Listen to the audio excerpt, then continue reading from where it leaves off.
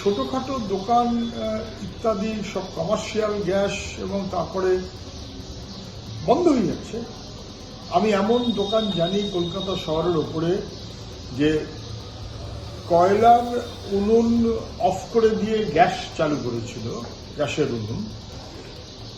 মোদিজি সেই গ্যাসের উনুনকে অফ করিয়ে আবার কয়লা চালু করে দিলেন। খুবই বিপদ। আন্তর্জাতিক যুদ্ধ পরিস্থিতি সব ঠিক, কিন্তু এতদিন যে বলছি সব আমাদের নিয়ন্ত্রণে আছে। আমরা যেরকম ভাবে ভাবছি বিশ্বগুরু, বিশ্বগুরুই বা কোথায় গেলেন, না সব কন্ট্রোলটাই গেল কোথায়? মানুষের জীবিকা, খাওয়া দাওয়া, ছোটখাটো এমনকি বেঁচে থাকার সংকট পর্যন্ত তৈরি হচ্ছে। গ্যাসের বিপদটা পাওয়া যাচ্ছে না যেভাবে, তার সঙ্গে সঙ্গে দাম সব মিলিয়ে একটা যেন মনে হচ্ছে চুষে নেওয়ার মতন ব্যবস্থা। এ দায় দিল্লি সরকারকে নিতে হবে। কয়লার উনুন সরিয়ে দিয়ে গ্যাসের উনুন আনলেন যারা, এখন গ্যাস সরিয়ে দিয়ে আবার কয়লার উনুন আনছেন মোদিজি। তরমুজ প্রণালী দিয়ে মানে জাহাজ চলাচলের ব্যবস্থা যতক্ষণ না পর্যন্ত পুনরায় চালু হচ্ছে ততক্ষণ পর্যন্ত কিন্তু এই সংকট বাড়বে।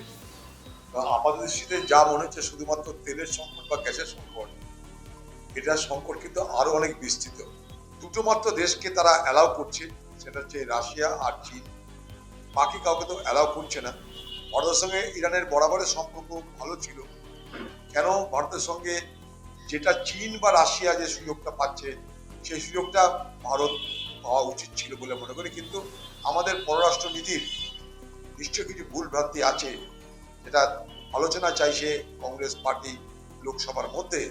সেই আলোচনার মধ্যে দিয়ে কিন্তু আমাদের পররাষ্ট্রনীতির কোথায় কি আছে, কোথায় কমজোরি আছে, সেটা কিন্তু ভালো মানে স্পষ্ট হবে। আমরা এখনো পর্যন্ত রাশিয়ার কাছ থেকে তেল নিতে পারছি, ফলে তেলের দামের হয়তো তেমন সংকট হতে দেরি আছে। আমরা রাশিয়া থেকে তেল নিচ্ছি বলে, সেখানেও আমেরিকার নানা রকমের হস্তক্ষেপ। ভারত সরকারের এই ধরনের হস্তক্ষেপকে প্রশ্রয় দেওয়া উচিত নয়। এই ধরনের প্রশ্রয় দেওয়ার মানে আমাদের দেশের যে সার্বভৌমত্ব, আমাদের দেশের যে নিজস্ব যে স্বার্থ, এই স্বার্থ কিন্তু ক্ষুণ্ণ হবে। আজকে ভাবুন, এই পরিস্থিতি তো একদিনে তৈরি হয়নি। আজকে ইসরায়েলের সাথে যুদ্ধ একদিন ধরে হচ্ছে না, দীর্ঘদিন ধরে ইসরায়েল ভার্সেস প্যালেস্টাইন চলছে। ইরানের সাথে এই উত্তাপ আজকে দুম করে শুরু হয়নি। নরেন্দ্র মোদী কিছুদিন আগে নেতানিয়াহুর সাথে সাক্ষাৎ করতে ইসরায়েলে গিয়েছিলেন। তখন গোয়েন্দাদের কাছে ইন্টেলিজেন্স ইনপুট ছিল না যে হরমুজ প্রণালী এত ন্যারো একটা প্রসেস, যেটা বন্ধ হয়ে গেলে এই যেমন ভারতবর্ষের আপনারা জানেন 70% কাছাকাছি গ্যাস কিন্তু ভারতবর্ষকে আমদানি করতে হয়। ভারতের নিজস্ব রিসোর্স খুব কম গ্যাসের ক্ষেত্রে, এবং এই যে 70% আমদানি হয় এর প্রায় 85 থেকে 90% আসে ওই পার্টিকুলার হরমুজ প্রণালী থেকে। তাহলে যদি সেই জায়গাটা, যেই জায়গা থেকে আমাদের দেশের মেইন গ্যাসটা আসে, সেই রাস্তাটা বন্ধ হয়ে যায়, তাহলে অল্টারনেটিভ বিকল্প খোঁজা উচিত ছিল আগে থেকে। সেই বিকল্প আজকে বলছে রাশিয়া থেকে বা ওয়েস্ট আফ্রিকা থেকে আমরা বিকল্প আনবো। কেন বলছে আজকে? কারণ বর্তমানে আমেরিকার যে বিদেশ সচিব, তিনি টুইট করে জানাচ্ছেন যে আমেরিকা ভারতবর্ষকে 30 দিনের ওয়েভার দিয়েছে, অ্যালাউ করেছে যে ভারত যাতে রাশিয়া থেকে তেল নিতে পারে। মানে আমেরিকা, তারা আমাদের কি মালিক? তারা আমাদের অনুমোদন দেবে, তারপরে ভারতবর্ষ রাশিয়া থেকে তেল বা গ্যাস নেবে?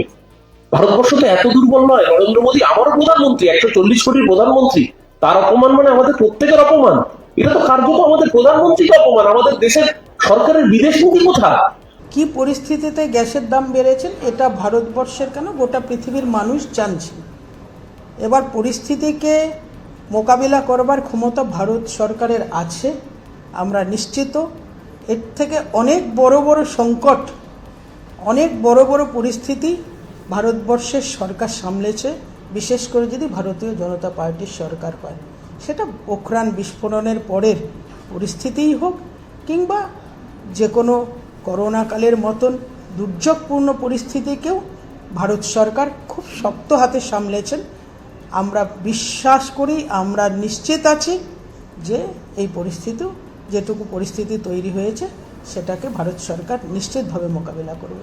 এটা বিরোধী রাজনৈতিক দলের কাজ, বিরোধী রাজনৈতিক দল করবেন, কিন্তু ভারতবর্ষের মানুষ জানেন সংকট থেকে উদ্ধার করবার ক্ষমতা ভারতীয় জনতা পার্টির পরিচালিত যে কেন্দ্রের সরকার আছে নরেন্দ্র মোদীজির সরকারের সে ক্ষমতা আছে।